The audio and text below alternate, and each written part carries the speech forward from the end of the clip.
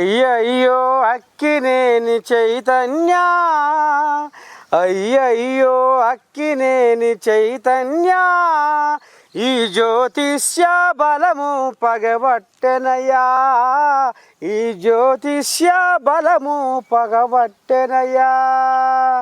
ఇక మరి ఎప్పుడు సోషల్ మీడియాలో నిలిచి ట్రోలింగ్ గురయ్యే మరి వేణుస్వామి ఉండు కదా. ఇగో మళ్ళీ ఇయ్యాలో ముచ్చట ముంగడేసుకుంటులా ఈ చైతన్య గురించి ఏం చెప్పిండో ఇందా పరి.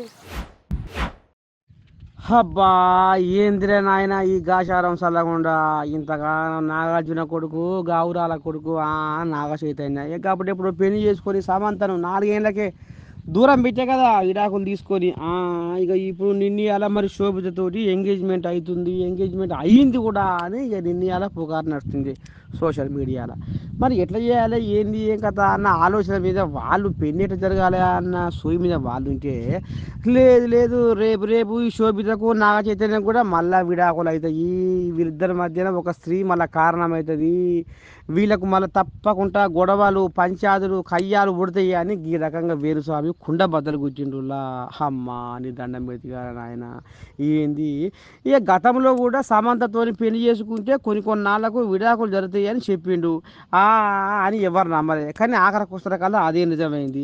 ఇక ఈ మధ్య కాలంలో మళ్ళీ వచ్చేసారి కూడా జగన్ ప్రభుత్వమే వస్తుంది అని కుండ బద్దలు కూర్చుండు. కానీ కూటమి వచ్చింది, చంద్రబాబు నాయుడు ఏర్పాటు చేసుకున్న కూటమి ప్రభుత్వం వచ్చేసరికి కొంచెం అంతా తారుమారైంది వ్యవహారం. అమ్మ ఏం చేయాలి ఎట చేయాలని పాపం వేణుస్వామి కొంత డిప్రెషన్లో పడిపోయిండు.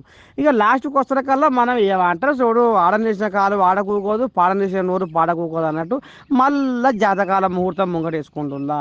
ఇక నిన్నయాల నాగ చైతన్య శోభిత ఇక రేపో మాపో పెళ్ళి అవుతుంది అనగా ఇగో మళ్ళీ గీ బాంబు వేల్చిండు.